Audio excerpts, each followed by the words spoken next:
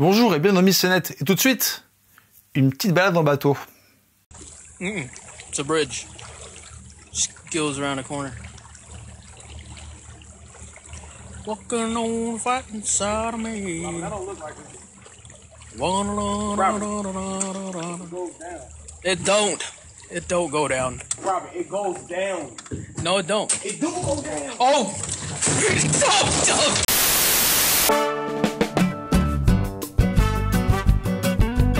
Avant toute chose, petit récap de cette excursion en croisière. Nous avons donc deux hommes sur un bateau, ou peut-être plus juste sur une barque, tout ce qu'il y a de plus simple. Avec la canne à pêche que tient l'homme qui est filmé, on comprend que leur motivation du jour est de passer une journée au calme dans un décor tout aussi reposant et d'en profiter simplement avec la pêche. Et à partir de là, on peut dès la première image commencer à analyser la vidéo. On a décrit le cadre et on a compris pourquoi nos personnages sont présents.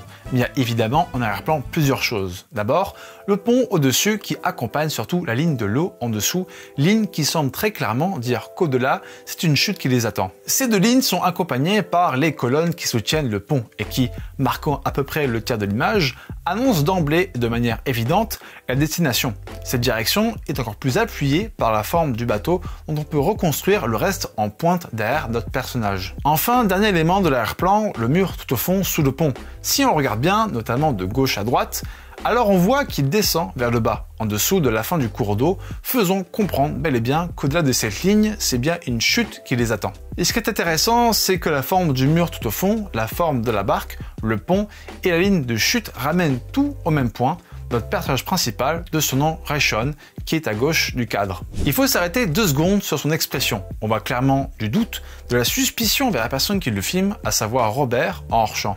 Son expression contraste tout de suite avec le cadre de la vidéo, car on comprend que Rayshon se demande une chose, et donc nous aussi, mais pourquoi Robert est en train de filmer? Et toute cette situation, qui semble de base très calme, devient rapidement extrêmement tendue, dont visiblement Rayshon est le seul à comprendre le danger de la situation, vu qu'il panique de plus en plus. Et Robert, lui, chante. Donc plus on voit Rayshon paniquer parce que la situation est grave, plus Robert paraît tranquille, alors que pourtant, il le filme et devrait voir comme nous l'état dans lequel est Rayshon. Et cette tranquillité n'est pas uniquement animée par le cadre et Robert, mais aussi par la course de la barque sur l'eau qui les mène calmement vers une mort certaine. Et puis vient un dialogue incroyable. It don't. It don't go down. Robert, it goes down. No, it don't. It do go down. Oh! Est-ce que je suis le seul à penser à Titanic après ce dialogue? Robert, it goes down. No, it don't. Donc c'est bien plus qu'une simple balade en bateau. Ça raconte surtout que tout était évident dans cette vidéo, mais l'ambiance générale sert ici de contrepoint à la tension, mais surtout via une question. Robert, mais comment il fait être autant dans le déni? Ben c'est simple, c'est parce que en réalité, cette vidéo est un prank. Robert, it goes down. No, it don't. It do go down. Oh! Don't. Please, Robert, please don't do that. Alors si vous le demandez, il y a bien 2 versions de ces vidéos, la version par Rayshon lui-même et la version dite complète avec quelques secondes de plus, mais qui change tout, car maintenant, vous savez que non, ils ne sont pas tombés, et moi aussi ça m'a rassuré. Et d'après une recherche sur Google Maps, en réalité ce n'est pas une chute à proprement parler qui les attend, mais plutôt une longue descente qui semble aller vers l'infini et l'au-delà.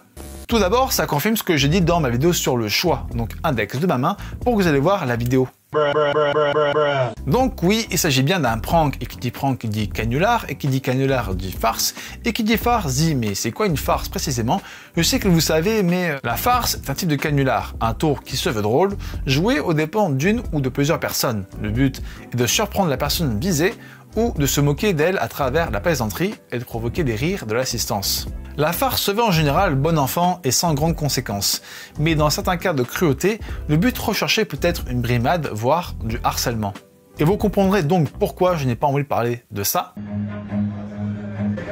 ou de ça, Yo, bro, pull up your pants.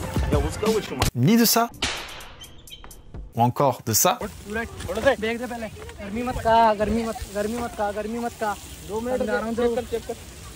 Vraiment pas.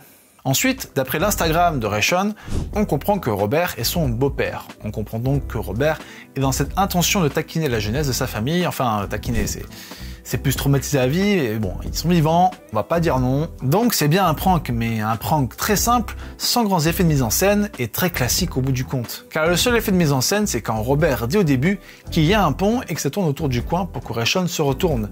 Et pas besoin de plus pour créer la panique. Et si vous demandez c'est quoi un prank avec beaucoup d'effets de mise en scène, ben juste envie de dire Japon.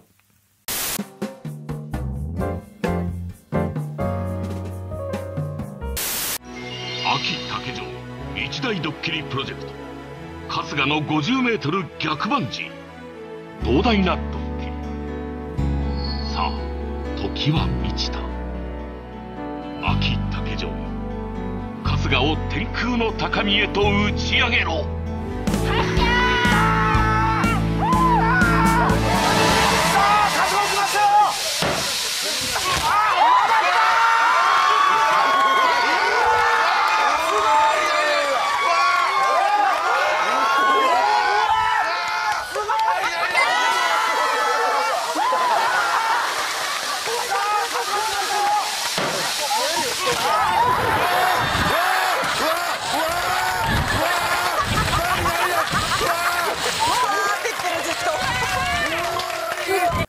Le pire, c'est que c'est même pas étonnant. Bref, notre vidéo, connue sous le nom de It Do Go Down, a eu une autre dimension et vous vous y attendiez, c'est devenu un mème. Le nombre de montages, hommages et autres qui renvoient à cette vidéo, ça se compte en beaucoup. Soit ça reproduit la scène, soit ça reprend l'expression de Rayshon. Mais ma préférée, c'est sa version en piano qui rend tout ça burlesque. It's a bridge. Just goes around the corner.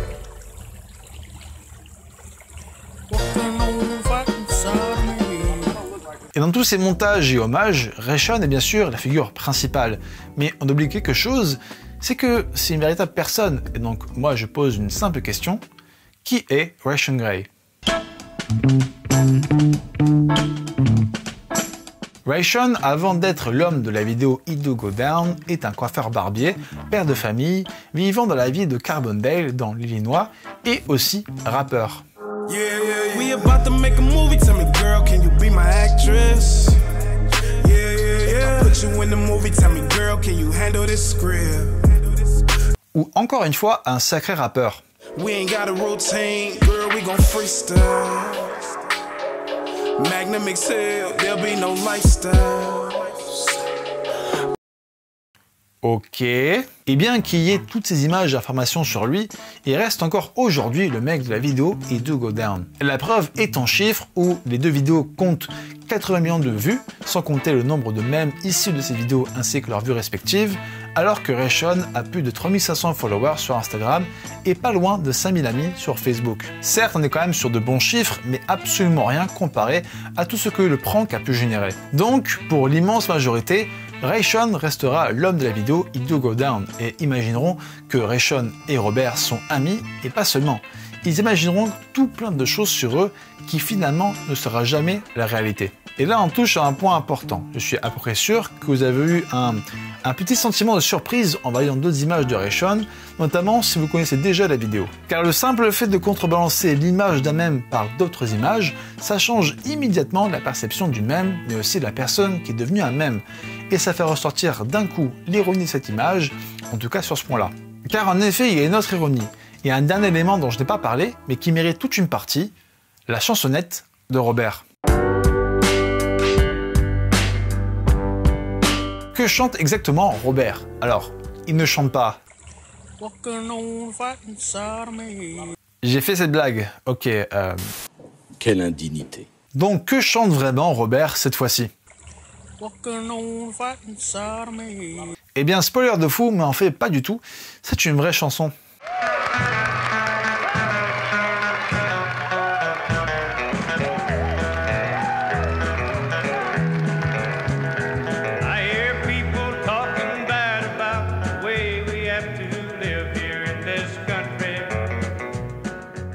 Il s'agit du chanteur Merle Haggard, un immense nom de la country, inscrit à plusieurs Hall of Fame, dont sa chanson a reçu nombre de prix conséquents.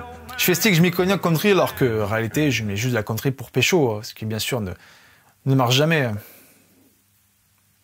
Abonnez-vous à ma chaîne s'il vous plaît. Et donc ce que chantonne Robert est l'un des morceaux les plus connus de Merle Haggard, The Fight Inside of Me, en franchouillard très bien traduit, le côté combatif de moi. The Fight Inside of Me, sorti en 1970, répondait aux valeurs et à la politique de l'ouvrier conservateur. Le chanteur joue le rôle d'un homme frustré par les gens qui se moquent du pays, en particulier ceux qui harcèlent les guerres que nous menons et écrasent mes compatriotes. Une référence à la guerre du Vietnam alors en cours. Les gens qui font cela, affirme le chanteur, sont du côté combatif de moi et les avertit que si vous ne l'aimez pas, laissez-le. Bill Janovitz de AllMusic a qualifié la chanson de patriotique, sinon carrément chauvine. Et justement, c'est en reconnaissant le caractère un peu trop patriotique de sa chanson qu'il écrira la chanson Irma Jackson, qui narre l'histoire d'un amour impossible entre un homme blanc et une femme noire. We were only children and it really didn't matter then. But we grew up too quickly in a world that draws a line where they say Irma Jackson can't be mine. Qui bien sûr sera très mal reçu par son public conservateur, au point où on dira de lui dans le sud des États-Unis qu'il était, je cite, un amoureux de nègres. Voilà. À partir de là, on peut imaginer ce que peut représenter Merle Haggard à Robert, étant donné qu'il est noir. Mais ironie encore et toujours, Robert ne chante pas Irma Jackson, mais bel et bien The Fight Inside of Me. Pourquoi? Car l'ironie s'est durée dans le temps. Après qu'on en ait plus appris sur Ray Sean et sur Merle Haggard, finalement ce qu'on retient sur eux n'est pas la réalité mais bien une image d'un temps. D'un côté, Ray Sean est l'image du même sous le nom It Do Go Down, alors qu'en réalité, il rappe, il fait de jolies coiffures et est père de famille. De l'autre, on a Merle Haggard, légende de la country, qui a gardé une réputation de conservateur alors qu'il a su revoir ses propres convictions.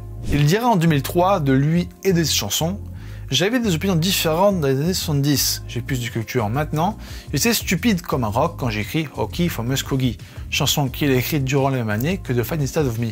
D'ailleurs, à l'époque, les chansons les plus conservatrices de Merle Haggard, dont The Fight Inside of Me, étaient diffusées dans des radios de contre-culture et même jouées lors de concerts par des chanteurs ouvertement contre la politique des États-Unis durant cette période, et ce, bien sûr, à chaque fois avec une totale ironie.